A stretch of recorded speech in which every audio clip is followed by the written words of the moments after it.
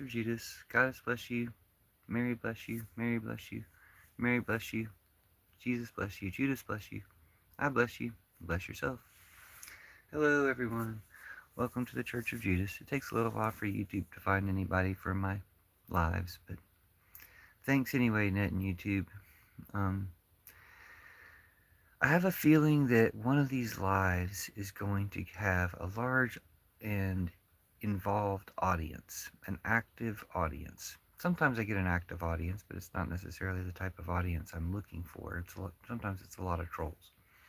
This time, I think I'm going to get, maybe not this particular time, but the time that I'm anticipating, I think I'm going to get a very large audience. And that's why I thought, you know what, if that time is today, if it's this live, I get a large audience, I might as well have really high um, topic of conversation, the Church of Judas.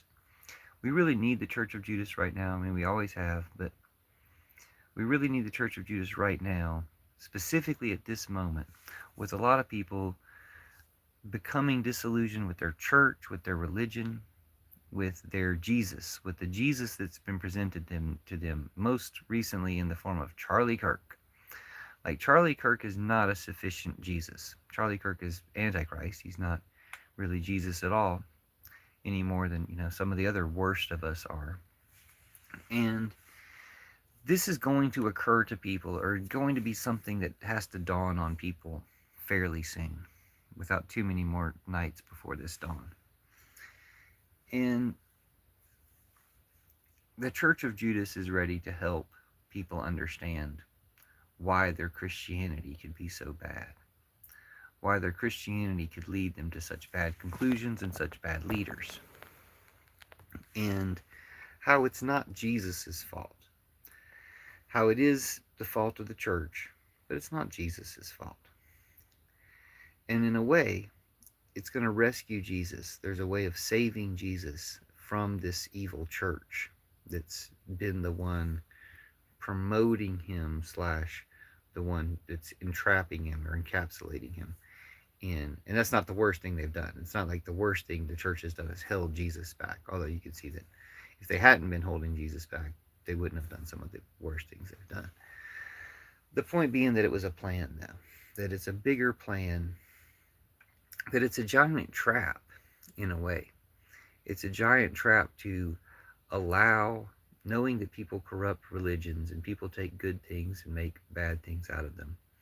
It's a giant trap to allow this religion, Christianity, to be taken into the biggest empires and become, the religion of these empires and these colonial powers. And it's to trap those empires and to trap those powers and to trap all the different subsidiary models of those. And it's going to work. I mean, it's going to trap them and work and end patriarchy and end Christianity as we know it, end patriarchy Christianity, which is Christianity as we know it, end war, end Trumpism. And that can't come too soon. Like, we really could end war. We could end war without all this Jesus Christian stuff, just because it's the right thing to do. But it's kind of cool that Jesus has this big plan for ending war, and that it's just coming out now, like it's just starting to take place now. And that it has everything to do with stopping Trumpism, has everything to do with stopping patriarchy, ending patriarchy, and it has everything to do with replacing the church. So it's ironic, or it's effective, that Charlie Kirk and Nick Fuentes and these people who promote the replacement theory are actually getting their churches replaced. They claim Christianity. Both Charlie Kirk and Nick Fuentes claim Christianity, but they're both Antichrist, like Trump. And their churches are getting replaced because of how Antichrist they are. Because their churches, being Antichrist, are false and evil and wrong. Jesus is not. That's why it's Antichrist. Like, they've got, everything twisted up about who the fascists are and stuff. When they're the fascists, but they blame the other side for being fascist, or they blame people who aren't as fascist as them for being fascist, which is how, Nick Fuentes rallied and riled his people up against Charlie Kirk. but they're not from Jesus. They're Antichrist, like Trump. So Jesus, real Jesus, had a plan for replacing these Antichrist churches, and that plan is Judas. Judas was not part of any of these churches. Judas is the one scorned by every church that exists, and Judas has therefore been set aside outside of these churches to come back at this time, this crucial and important and appointed time, after the churches have taken over all these countries, or the churches have embedded with all these countries and all these empires for all these centuries and done all these evils and shown how badly they need to be replaced. But since they are embedded with the empires, by replacing the churches, we replace the empires as well. So, at 5:55, make a wish, end the live. But yeah, replacing the Christian church, replacing patriarchy, replacing Trumpism, replacing war. You're not going to find a problem with that, really. Like, I'm always trying to talk to people who can understand how important that is to do, and how we can do it, how there's a plan to do it. I haven't really found that audience yet. I found a few people here and there, but I have a feeling that the way my lives have been going, there's going to be a big lives with big audiences sometime soon. I mean, I've had a few thousand people in here recently, and that didn't used to happen. And I haven't been talking about anything good. I mean, I've been saying good things, I believe. I wouldn't be going live if I wasn't trying to say good things. But I've been talking about these terrible subjects, which I apologize if I venture into some of those subjects now as well. But it's not, to escape these subjects of this world, to talk about replacing Christianity, to talk about, a better spirituality. It's because of how defunct our Christianity spirituality has been that our world is so bad. I don't know of any other cause as great. And that's why, again, it's not Jesus's fault. It's kind of like a secret plan. It's like, because of these corrupting influences, Jesus let his religion develop in a way that it would catch and accumulate these evil influences. It sounds really bad in a way, but only because it can then be overthrown and replaced. So you basically attract evil leaders to your rulership positions, even to your clergy positions, your rulership within the church positions. I'm not saying that they're all evil. That plenty of good people move up in the church to leadership positions and are good people as leaders in churches too. Plenty of good people are in churches. But there's a core that is evil, that the good people are surrounding. Even churches that are really, really bad have all been misled by an evil leader. And there's good people wanting to, well-intentioned people, or say the Church of Trumpism itself. Trump is really, really bad, a really evil leader. And you could say all his supporters are really bad too. But there's a big difference. The big difference being that these people think they're good. Trump knows he's not good, right? Or, for most likely he knows he's not good. He might just be completely being duped by Putin and other people, in that master position to him. But he's kind of these people's master. And he's their master by being, by lying and fear-mongering them and stuff like this. But he replaces Jesus. You can see that they replace Jesus with Trump in a lot of their iconography and stuff. Now they're replacing Jesus with Charlie Kirk. They're making Charlie Kirk their Jesus, And it shows that their Jesus isn't that good. I guess one reason I wanted to approach this live, which has been suspiciously fewer people than most of my lives have lately. But anyway, just YouTube afraid of real Jesus stuff, I guess.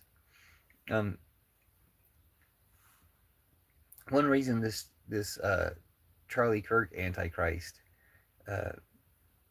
making a Christ of Charlie Kirk being Antichrist, has got me thinking this way, is because, if the Antichrist was testing so-called Christians to see how easily they would betray the real Jesus for a fake Jesus, such as Charlie Kirk, or Putin, or Trump,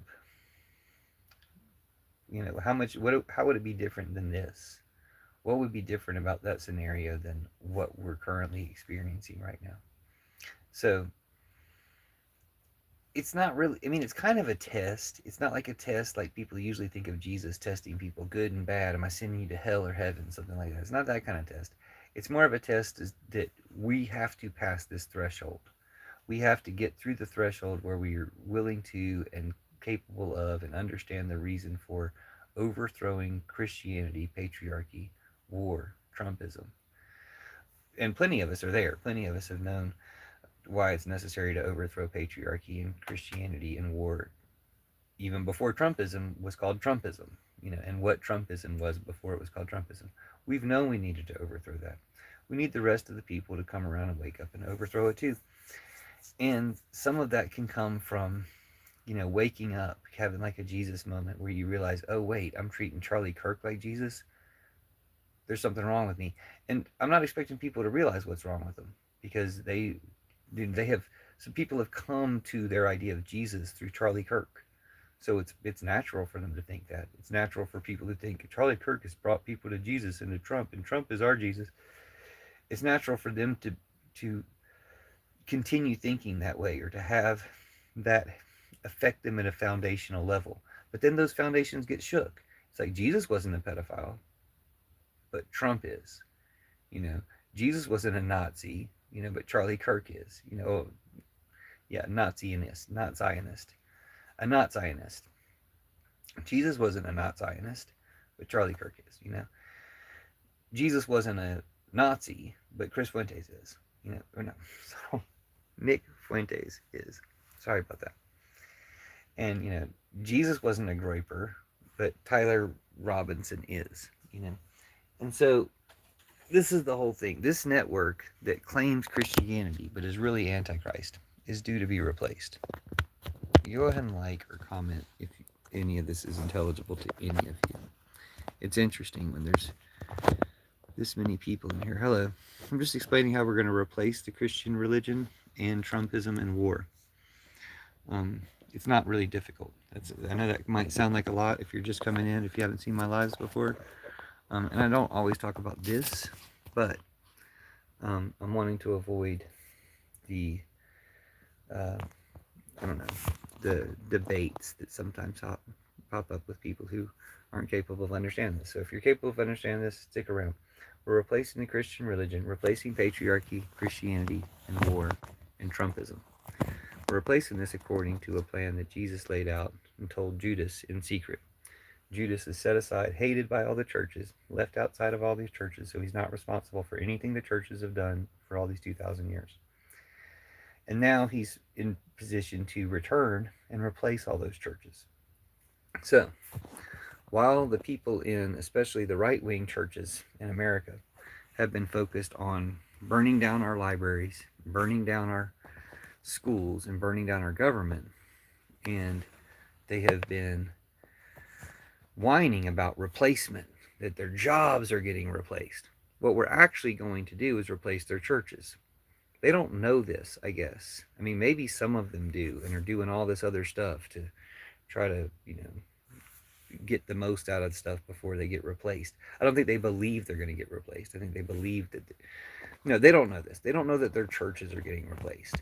But maybe intuitively, ironically, the politics of fear is to use replacing your job, the fear of the threat and fear of replacing your job, to motivate people to racism and sexism and all this other stuff, even the AI fears and stuff like this. That's how they've motivated people, as if their jobs are their religion, which, tracks, fits for a lot of people. But we're actually replacing their religion. We're actually replacing the religion of Christianity. And again, this is just a plan that Jesus had. Jesus had a plan, knowing that religions get corrupted by power, to allow that, but build in this like escape clause, safety valve, to build in this Judas principle, to have a secret conversation with Judas, to set all this up, to get Judas to agree to do it. That neither of them tricked each other into anything there at the end. And to be up in the open about it. Basically, one of the things Jesus says to Judas in the Gospel of Judas is, you will be hated for what I'm asking you to do for centuries. But then you will return and replace all their false churches, and you'll be loved and you'll be respected for the way you were due. Yes, someone asked about the Ukrainian flag behind me. Yes, do you recognize the other flag as well? So, this is about ending war. Mentioned, speaking of Ukraine, this is about ending war, ending patriarchy, ending Christianity, ending Trumpism. All at the same time, all through the same path, through repurposing the churches. And repurposing the churches means calling out all the evils of the church and calling them to task, say, on Trump. Like right now, there's a thing where they're going to fire anybody who doesn't worship Charlie Kirk. They're going to fire or attack anybody who doesn't worship Charlie Kirk like a god, like they worship Jesus. They're going to fire anybody or attack anybody who doesn't treat Charlie Kirk like he's their real Jesus. He doesn't replace Jesus with Charlie Kirk. They're going to fire or attack anybody who does that. We're going to do the opposite, where we're going to place any church that doesn't stand up to that. We're going to replace any church that doesn't stand up to Trumpism, that doesn't stand up to fascism. We're going to replace all the churches because we're going to invigorate the churches that do stand up to fascism with the gospel of Judas and the ability to be the Christianity final form. And we're going to replace the churches that don't, the churches that resist. I've had an intuition of this since I was a kid. It's kind of the same thing as good cops and bad cops. If cops have qualified immunity, where they can kind of do anything the fuck they want in America, why don't the good cops just shoot the bad cops? So there aren't any more bad cops making them look bad. Oh, is it because they're hopelessly outnumbered? Well, it's a similar thing. There's a lot of good churches out there. Why wouldn't the good churches just challenge the bad churches and say, look, you guys aren't doing it right, and we're going to set the example and challenge you to meet our example, or else you guys don't get to be called Christians? Why wouldn't the good churches challenge the bad churches? Is it because they're hopelessly outnumbered? Well, that actually doesn't matter if they have Jesus on their side. It's got to start with one church. Like, this is the Church of Judas. You're welcome in the Church of Judas. Hello, Hayseed. I'm well. How are you? So there's 27 of you now. Drop down to 13 real quick. Half of you left. But you're welcome to be in the Church of Judas. When I mentioned that, half of you also felt welcomed to leave. Check out the hashtag Church of Judas, though, if you ever get curious about it in the future, even if you don't feel like you've joined. But yeah, I mean, I guess some people have joined. I've been talking about this for years, so I've had some people that have been like, I join. Every day above ground is a good day. Yeah, Hayseed, agreed. So it's going to get better, though, because we're going to bring back from the dead all this promise that we had, that we were lost in these dead churches. So replacing Christianity isn't going to stick to Christianity. It's like if everybody was watching a TV show and you keep hearing about this TV show and you're like, I want to see that TV show. Replacing Christianity will have an effect on the other religions of the world as well. They'll be like, wait, did you hear about what happened to Christianity over there? It just got replaced. Like, I don't think they'll be like, well, what do we need to do so we don't get replaced? It's not that type of replacement. It's like, wow, what a crazy thing to happen to a religion. It had a built-in clause that was going to take over 2,000 years after the religion started. And it was going to change the world when it took over. What a cool religion. First, I think that would attract a lot of people to the new form of Christianity because it would be cool and it would be impressive what it's doing. Secondly, I think even if it didn't attract people to the new form of Christianity, it would cause them to consider doing a similar thing in their own religion. Like, hey, what would it be like if Islam did this? What would it be like if, Hinduism or Buddhism or something did this? Do we need to do the same thing that Christianity just did to purge our religion of bad things and be better? But this is the opposite of a lot of the way Christianity used to be, telling everybody what to do. It's just leading by example. It's just saying, hey, this is going to happen to Christianity. And then it might happen to these other religions too, because they see how it's a good idea. But one of the major features, as I understand it, of this final form of Christianity is that it's trying to make up for all the damage and evil it's done. trying to make up for how it tried to replace other religions and other cultures for 2,000 years. You can't bring people back or bring back lost religions or lost songs or lost cultures and art, stuff like that. But you can at least be trying to do the opposite from now on. You can at least say, that was our bad and we want to fix it, and we want to like try to do the best to restore these things that we replaced and displaced and tried to co-opt and things like that.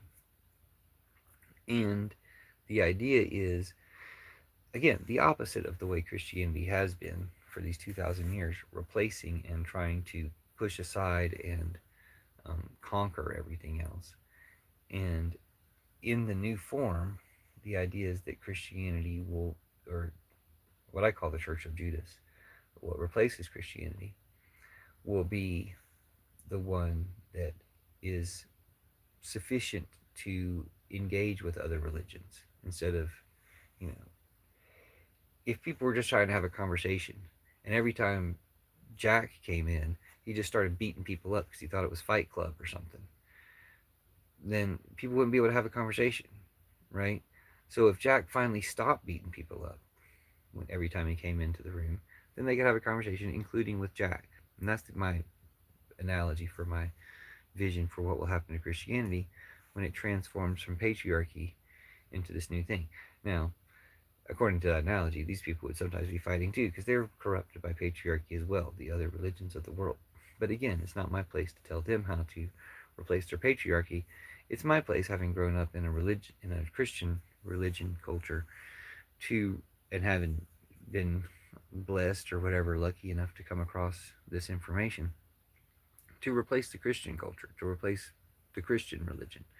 And that's a big enough thing. I mean, there's like a billion or a couple billion Christians on the planet, and even more ex-Christians, I think. But that's the kind of thing that does change the world. And I feel like the world is due to change. Might as well start with us. There's 12 or 13 of us here, me and 12 people watching at 2222, make a wish. And so my wish is that we do end patriarchy and war and Trumpism and Christianity, and that we replace it with the Church of Judas, what I call the Church of Judas, or what you could call Christianity's final form. And that is, foundationally, because we're going to start it again now because of the Trumpism, but it's foundationally in every way opposed to everything Trump stands for. And if Trump is Antichrist, and the good thing about Trump being Antichrist, it's hard to say anything's good about somebody being Antichrist, but the good thing about Trump being Antichrist is everything that's the opposite of everything Trump says, thinks, does, and stands for is Jesus. So you've got a good way to find Jesus and to find love and stuff just by saying, hey, wait, Trump is Antichrist. So everything, the opposite of everything he says and does is good in Jesus and love. And that's really a powerful tool to have. That this tool for evil, is at least, like a magnet, like a compass that's always pointing to evil. So you just point the other way. Like if you were following that compass thinking he was good, thinking, oh, I should go with the direction that the white thing is pointing, but it's actually the red thing that's the direction you need to go, then you just need to reverse course. So, Hayseed says, I know nothing about my Celtic ancestors because of Christianity. Exactly. Christianity erased all these. I have Celtic ancestors too, I believe. A lot of my family's from like Scotland and Ireland and stuff. And some of my family is apparently from America too, like Native American here, who got erased by a lot of Christianity. And you can't bring that back. But then again, you can try. You can try to save what's left, and you can try to encourage, you can try to nurture what's left, even if it's been reduced, to flourish again. And that's the only appropriate thing for Christianity to do. It really, if it doesn't have a redemption arc as a religion, then it's really just bad, Or if Jesus knew that Christianity was going to end up as bad as it was, and he just allowed it to happen or didn't have any control over it, then that'd be kind of bad, or he would be kind of bad for doing that.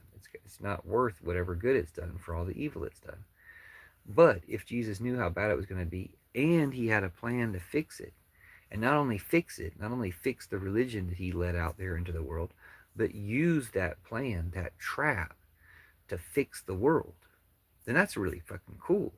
That's really like a good thing to do and really impressive, and shows like higher intelligence, goddess-like ability. That's the other thing about uh, the Gospel of Jesus, is it reveals that Jesus is from the goddess. That people are wrong, you know, pretty much through and through in their understanding of Jesus and his religion. He's not from God. He's not part of the same God that they believe and worship in. He's from the goddess. He's from um, something that really represents love, not something that just claims love and actually betrays love in its actions. So, and again, plenty of good Christians out there, plenty of good Catholics out there, and um, Christians of all types, and plenty of good people. It's not prohibitive of good people. At the same time, it's systemically flawed, and we replicate the flaws of the systemic flaws of Christianity in these governments. That's why we have systemic racism and sexism and all the things that we suffer from. And again, that's not entirely Christianity's fault. People had racism, sexism, and flawed governments before the time of Christianity and outside of the scope of Christianity. But Christianity has been used as a tool to maximize some of that to an extent, including like along with capitalism, to an extent that it's become kind of the core evil. I would defy anyone. In the way a lot of American Christians talk, Islam is somehow evil and that's the problem in the world or something, or some other religion is evil. Well, that's a type of projection, like a whole cultural projection. But I would just challenge you or anyone in comments or anyone in the future who sees this and wants to comment. Is there a more core evil than Christianity? What would it be? If you're going to blame like Nazism or something, some really generally used to be universally recognized evil thing. Well, if you want to point to Nazism, you also have to acknowledge that that's an offshoot of Christianity. One of the ways I like to phrase it that I think really makes the point well is, you know, should we blame Jesus for Hitler? Should we blame Jesus for Putin? Should we blame Jesus for Trump? No, we probably shouldn't. But we should blame Christianity for Hitler. And we should blame Christianity for Putin. And we should blame Christianity for Trump. Which shows that these are two different things. Jesus and Christianity, not only, not exactly the same, they're not the same. They're opposed in some ways, at least at this point. Jamie Wong says, what is he even talking about? Hey Seed says, well, you could listen, Jamie Wong. Hey Seed says, if you have questions, I'll be glad to answer them. Hey Seed says, got to go feed them hogs.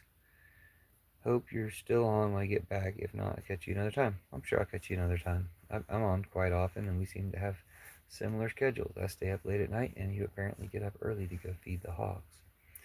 Jamie Wong says, blame Christianity for the free will of people? Are you insane? No, I said blame Christianity for Hitler. Blame Christianity for Putin. Blame Christianity for Trump. Are you not listening? You're probably not ready for this live or this information. You probably want to scroll along. Have a nice day. Is he gone? Can I talk yet? The number hasn't gone down. But maybe he left and somebody better replaced him.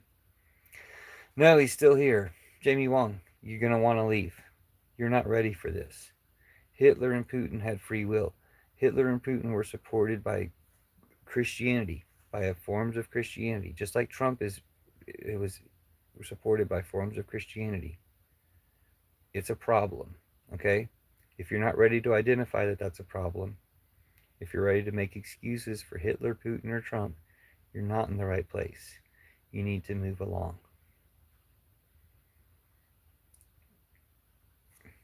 Well, I'm not here to argue with you. I'll mute you. Well, no, I'll leave you in there so people can hear what we're talking, can hear what you have to talk about stuff. Swaff has opinions, projections. Anyway, so we replace Trumpism, we replace war, we replace Christianity. We do all three of these things at the same time. I can tell you how to do it. Yeah, I need Jesus to be heard at this point. And this is just a plan that Jesus gave Judas. It's recorded in the Gospel of Judas. People read it about 20 years ago, and less people have read it since then. And I wrote a book about it, and I'm going to post a lot of content under the hashtag Church of Judas about it. And it's for replacing Trumpism. It's for replacing fascism and capitalism. It's for replacing Christianity. It's for replacing patriarchy. It's for replacing war. You've got to want to do those things to really benefit here.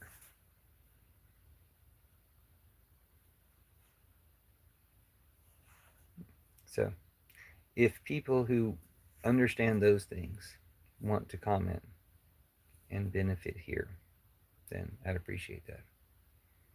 But people who are like desperately clinging to the Trumpy, pedophile, evil world order, they're not ready for this. I mean, they need it. They need it more than anyone else. Well, we all need it. We all need to be able to go ahead and talk about what, the final form is, what the end game is, what heaven on earth is. Heaven on earth is not some Flanders stuff.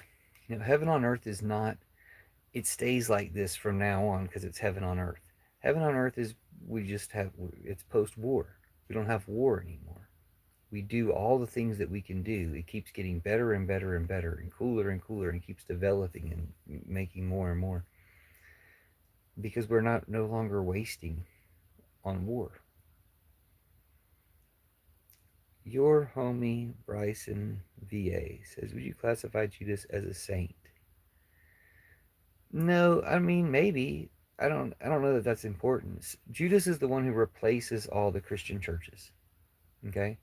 So you've got numerous Christian churches that we talk about. You got the Orthodox Church, you have the Catholic Church, you have the Evangelical Church, you even have the Mormon Church and the Latter-day Saints, and all these other side churches, spin-off churches. They all get replaced. All of those churches, any church that claims Jesus is getting replaced. Judas is the one who's replacing them. So yeah, I mean, he's a saint, I guess, like any of them are saints, I guess. Although saint is kind of a function of specific churches. Saints are kind of the most recognized in like Catholic and maybe Orthodox churches. But all of these church structures get replaced. They get replaced by a more simple system where everything's kind of reversed from the way Christianity was. It's like dark world. It's like if Christianity was the dark world, now we're entering the golden world, golden power side of Christianity. It's not dark world anymore. So, like, Christianity is very hierarchical about who has authority and who has to listen. Church of Judas is more like anybody can have authority. There's one authority. The authority is just the truth. Jesus is the authority. Truth and love are the authority. Anybody could be expressing that truth. And if you're listening, if you're capable of listening, then it's working. It's happening. At 3333, make a wish. So the truth is true. People can tell what the truth is, and it can come from any source. A little kid might be able to say the truth in a way that people understand a lot better than an old man, or vice versa. And it can depend on circumstance. The old man might say it better on a Tuesday, and the little kid might say it better on the Wednesday. Are you wanting us to be communist? Let me just see if there's any comments, in case somebody in comments is expressing the truth. Jamie Wong won't be it. Steve Brookins says, are you wanting us to be communist? Oh, yeah, you're the one who said, are you wanting us to be communist? Sure, you're welcome to be communist.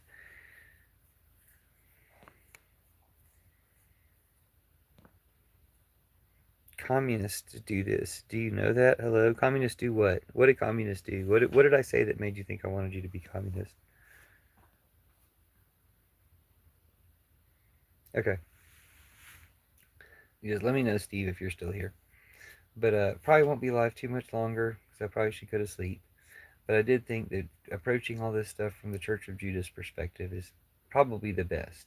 I get caught up in, denying their anti-trans agenda and, refuting their lies. And pointing out that Trump killed Charlie Kirk, um, that Trump is responsible for Charlie Kirk's death. No matter who killed him, Trump is responsible for his death. I'm not taking anything away from Israel or Tyler Robinson or Nick Fuentes. Trump is responsible. Any thoughts on free will?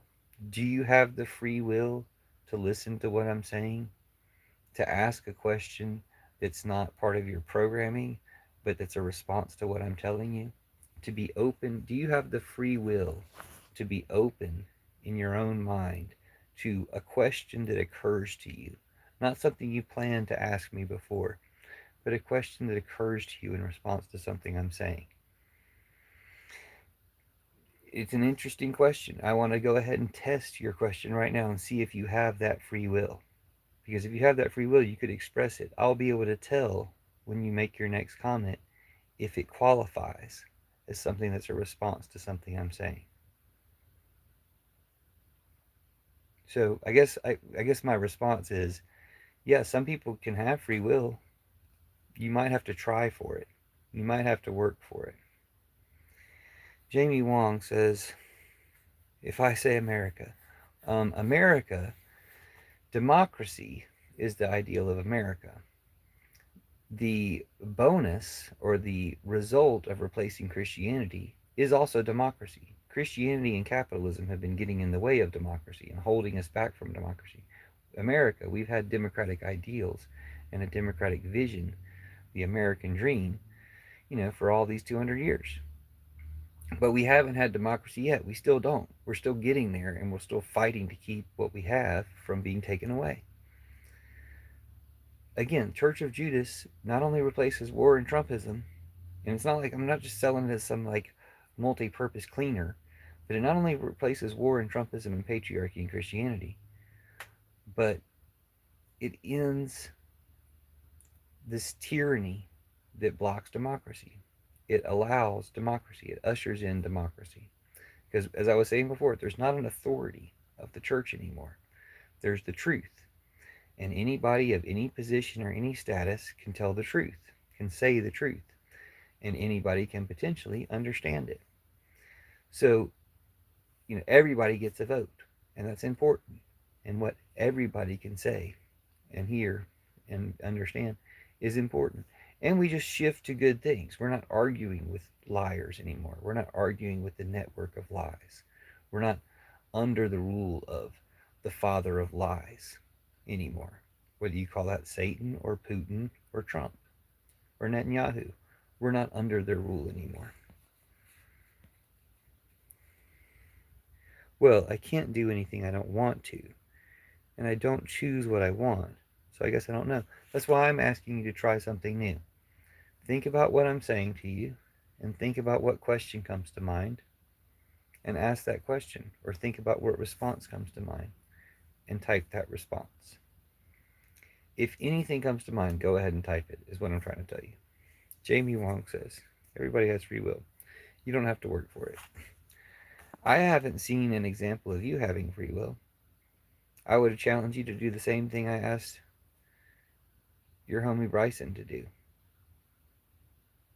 Think about what I'm saying. Respond to what I'm saying. Don't say something that you would have said anyway. Say something because of what I just said. We're replacing the Christian church. We're replacing patriarchy. We're replacing Trumpism. We're replacing war. War won't be a thing anymore because we'll have replaced it. Trumpism won't be a thing anymore because we will have replaced it. Patriarchy, Christianity won't be things anymore because we will have replaced them, and they'll cease to exist. They'll be things that we recognize once existed in the past, like, being a caveman or something. What do you think about that? Like, I don't think anyone will be sad, not only because those things were bad and will be happier when they're gone, but will be doing a lot better things when they're gone. Jamie Wong says, oh, that's rich. So some nobody is the judge of what is or is not free will. Who are you to be the judge of that? I think you're going to be the judge of that. You're going to be able to respond to what I'm saying, or you're going to respond in much the same way that a bot could respond. Does a bot have free will? Does a chatbot have free will? A chatbot's going to say things according to a program. If you are a chatbot, I'm going to challenge you to say something that's beyond your programming. If you're not a chatbot, then you can say something that's beyond programming. But if you're a human, if you're not a chatbot but you're human, you're still subject to programming. Okay? Part of that programming is Christianity. I'm talking about replacing Christianity. And you can't engage that conversation because of the programming that Christianity has in you. Jamie Wong says, and that is what I'm doing. I'm responding to the things you were saying according to my free will. What do I need to say? Babalu? That's good. Yeah, Babalu is actually good. Babalu is a I Love Lucy reference. It indicates you're probably 50 something, 70 something years old. 50, or what are you, 53? Babalu is a good reference. Babalu is what Ricky Ricardo from I Love Lucy. Barbalo is ironically the name of the goddess that Jesus is from. Jesus isn't from Yahweh or some goddess as some god that you as you understand Jesus is God to be. Jesus is from the goddess Barbelo. Barbelo in English. That's how it's been rendered.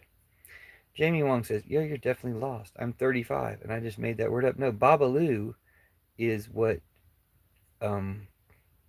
Ricky Ricardo says. Just look up Ricky Ricardo Babalu. He sings a song called Babalu. I mean, you don't know this because you're only 35, which is great. That's fine. But what I'm saying is, spirits speak through people. Spirits speak through bots too. I feel like I've confirmed you're not a bot, but I haven't confirmed you have free will yet. I mean, I've confirmed you have a little bit of free will. You have enough free will to say Babalu, to say something random in the midst of what's kind of just programming. Like I could anticipate what you're going to say. I like your energy too, your homie Bryson. I'm being really like chill and like Jesus-y right now because I get caught up in all the just talking about all the stuff, talking about the Charlie Kirk shooter and how they keep lying about him and how they keep blaming trans people and how trans people aren't involved and black people aren't involved and they keep blaming and threatening those groups of people. Jamie Wong says, the Holy Spirit, the one that is fighting over your soul now as well. Who is the Holy Spirit fighting? Do you think the Holy Spirit is fighting me? I would like to know who the Holy Spirit is fighting over my soul. Does the Holy Spirit fight Satan over my soul? Because once again, Satan, the Antichrist, thanks Holy Spirit because, I don't need a lot of help in that regard, or I appreciate the help I've already gotten because we've pretty much beaten any claim that Satan or Trump have to my soul. But have we done that for you? Your homie Bryson says, I do too. I feel like I've said everything that can be said about Kirk over these past few days. Yeah, I haven't had a lot to say. I haven't had a lot of time to say it, but he's evil. He's terrible. Like the idea that they're using how if you don't worship Charlie Kirk, you don't get to work. That's their standard right now. Well, if you do worship Charlie Kirk, if you've replaced Jesus with Charlie Kirk so firmly, I mean, you would have replaced Jesus with Trump if you had more kind of, if Trump had been killed, you would have replaced Jesus with Trump in your mind even more fully. A lot of them have already replaced Jesus with Trump in a lot of ways. But it just shows how bad their Jesus was. How their white Jesus was just never that good of a Jesus to get replaced by Charlie Kirk. Like, that's pathetic. To get replaced by Jesus, because I mean they have been replacing Jesus. I mean, to get replaced by Trump, because they have been replacing Jesus with Trump for months and years. That's really pathetic. Their Jesus just isn't very good. But again, the Antichrist and Satan, these evil spirits, have fake Jesuses to apply, to appeal to people, just like this Nazi Trump regime has the right wing pipelines at 4444 Make a Wish. These right wing pipelines into all these different arenas. Well, this this Antichrist, like, it is Trump and Putin and Netanyahu. Like, it's all of them. They're the network, and they're doing the evil work right now. And we just have to call them out for what they are. They're traitors. They're betrayers. As it turns out, Judas, the famous betrayer, wasn't a betrayer. Jesus asked him to do it. It makes a lot more sense when you think about it. Jesus asked him to do it, and he did what Jesus asked him to do, even though it was going to cause him to be hated for a long time. Because Jesus told him at the time, you're going to be hated for a long time, which is interesting in itself. They don't go into detail about this, but when he says he's going to be hated for hundreds of years, what does that mean to someone in a lifetime? In a way, it means you're going to still exist for hundreds of years after this life, or you're going to be immortal for hundreds of years. I guess it could mean that. But you're going to continue to exist after this life. And yeah, everyone's going to hate you for 2,000 years. But then there's going to be 40 million years of human development after that, or however long. There's going to be all this time after that, which, seeing the time that you were hated, people are just going to feel sorry for you and think, well, gosh, they were wrong. But now, we can love him and respect him and appreciate him even more because of the amount of hatred. So while Jesus sacrificed himself, or Jesus was sacrificed and allowed himself to be sacrificed, his body, his spirit was sacrificed to some extent. His body was sacrificed anyway. Judas was also sacrificed, or especially allowed his reputation to be sacrificed for 2,000 years. And coming back, he's due a lot of recognition. Your homie Bryson says, it's sickening how talking heads will immediately twist something like Kirk so cynically and use it to punish their enemies. Well, you say how quickly, immediately. I mean, you put your finger on it when you said immediately. They had this planned out. They had the plan of what they wanted to do with this event well in advance of the event. There's only really two possibilities there. They orchestrated the event in order to carry out their plans, or they had all these plans and they fomented the event. They knew the event was coming, even if they didn't have to orchestrate it so closely. It's kind of similar to Israel in 9/11, or Israel and Bibi's 9/11, October 7th. You either orchestrate it or you make it happen. You attack yourself or you provoke people to attack you. But in this case, Tyler Robinson's a groyper. He's a MAGA. It's MAGA on MAGA crime, MAGA on MAGA violence.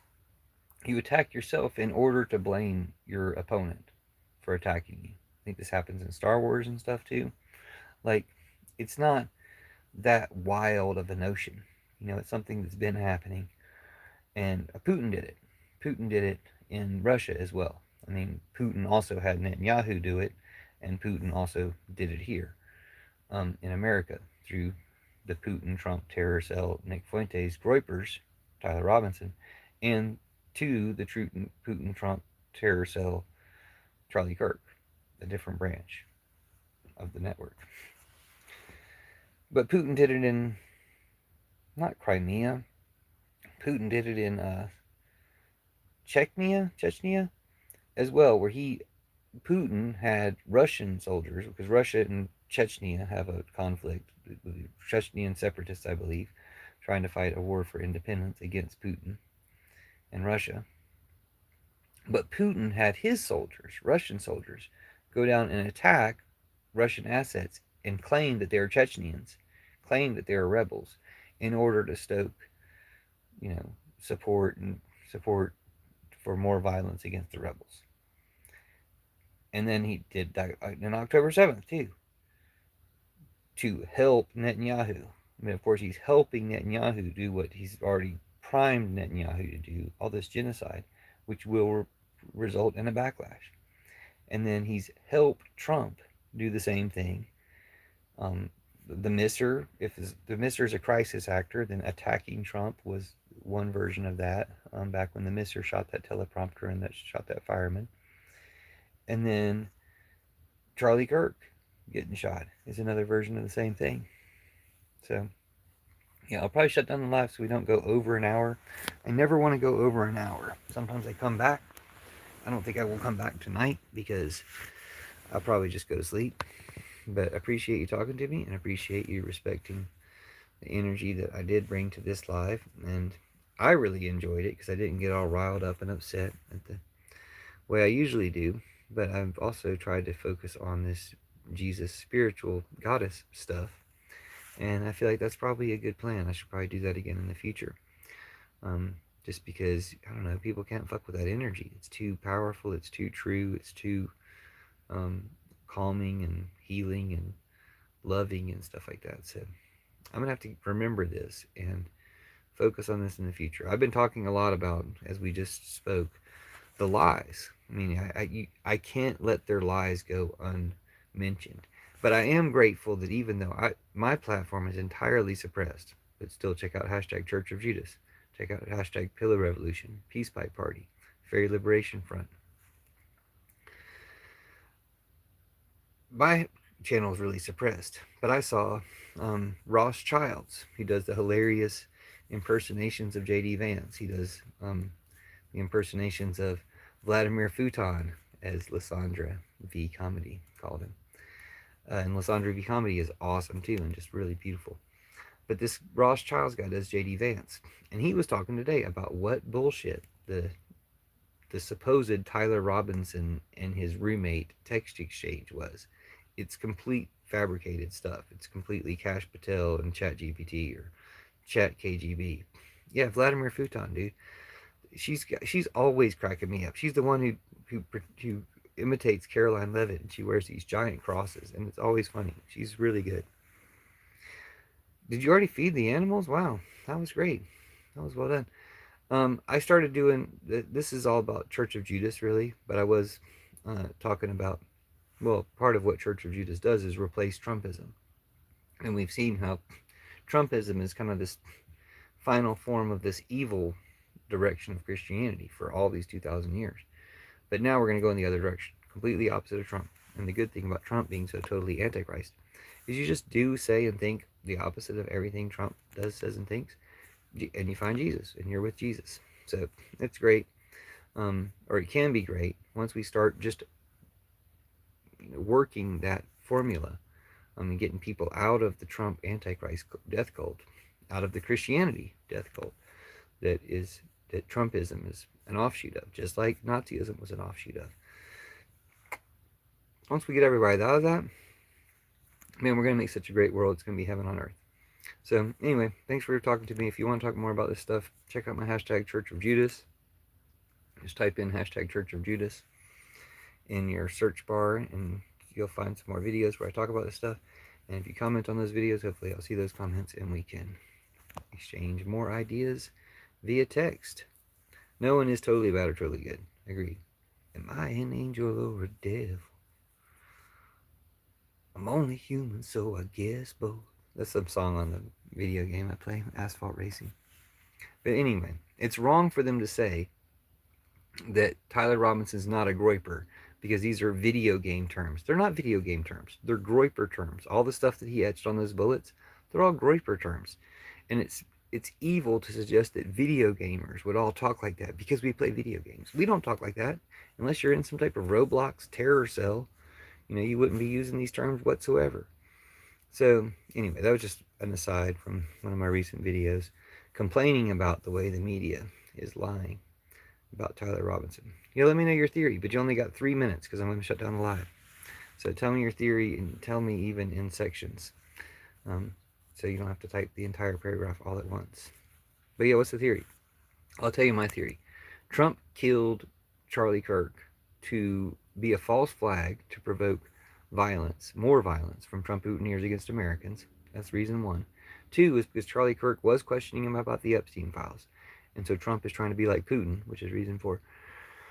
Trump is trying to be like Putin and kill one of his biggest supporters to send the message to his other supporters: don't mess with me, don't question me on the Epstein files, and I don't even need the voter support that Charlie Kirk brought, because I'm not even going to allow elections. He's like sending all these messages with it.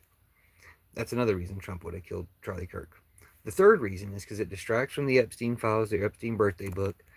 Um, and it is, again, because Charlie Kirk was asking him for the Epstein files for one weekend. And then after that weekend, Charlie Kirk was like, I think I'm just going to listen to my government. And he looked like he'd been threatened. So, back to Candace Owens' theory that Israel's involved as well, to protect the Epstein files. Anyway, and then Trump did this to distract from Putin attacking Poland and distract from him attacking Chicago, which just happens to be, no, it's no coincidence, it's planned. Chicago is America's largest Polish American community. So Trump was attacking Chicago the same day Putin was attacking Poland, trying to suppress any opposition and trying to scare everybody. And then he attacked Charlie Kirk to distract from that and to get into all this state funeral, and we have to hunt down everybody who doesn't worship Charlie Kirk in order to make excuses for not responding to Putin attacking Poland. So it's all part of Putin's plan to start a civil war too in America, to destroy America and to keep America out of the World War III that Putin's trying to start. What's your theory? I think the pandemic started a lot of these Gen Z's emotional maturity stunted. I mean, I can't claim that generations before Gen Z had emotional maturity. I'm Gen X, and I can't say we had emotional maturity. We're like the slacker generation, like we're perpetual slackers. I can't say that baby boomers had emotional maturity. They were just, all these generations had different things. I think maybe people like before we started counting generations had more emotional maturity, but I think the pandemic traumatized a lot of people, and Trump and Putin and Bolsonaro made the pandemic worse to traumatize and kill a lot of people. That's why I call it Trump virus. That's why old Russian full of brainworms Kennedy Jr. is such a threat, because he's trying to have another one. He's trying to make us as weak, as susceptible and weak as possible for another pandemic. And we should have learned our lesson. But again, the lesson right now is they're going to make everybody worship Charlie Kirk in order to work. But if you worship Charlie Kirk, it's like, betraying Jesus or, denouncing Allah. Like martyrs would die before they would do that. I'm not saying any of us should do that, although they probably will kill people for not worshiping Charlie Kirk. But the point being, like, we have a stronger Jesus than that. We have a real Jesus who's totally against all this stuff. That power of that Jesus is with us to do things, especially when we organize, talk about it, and form a church, form a community about it. However that church is formed, even if that church is formed online like this. Hayseed says Gen X was free range. We raised ourselves. Yeah, we've been called different things. Free range is one of them. Latchkey generation, things like that. Anyway, thanks for talking to me, guys. I'm going to shut down the live before we go over an hour, because these things take forever to post when they get even over like 10-15 minutes. But sometimes over an hour they won't even post. So I'm going to post this so all our comments can go. But don't type anymore, because those comments won't make it, because I'm about to shut it down. But I'll read your last comment. Also, our institutions are crumbling, and faith in the future few and far between. Gen Z is so isolated online. Yeah, the future includes not just a heaven on earth that's static. That's like no imagination for what the future development will bring. The future includes development. And imagine how far you can imagine in the future, and then imagine further in the future. I think it's a good exercise. Anyway, thanks, y'all. Talk to you soon.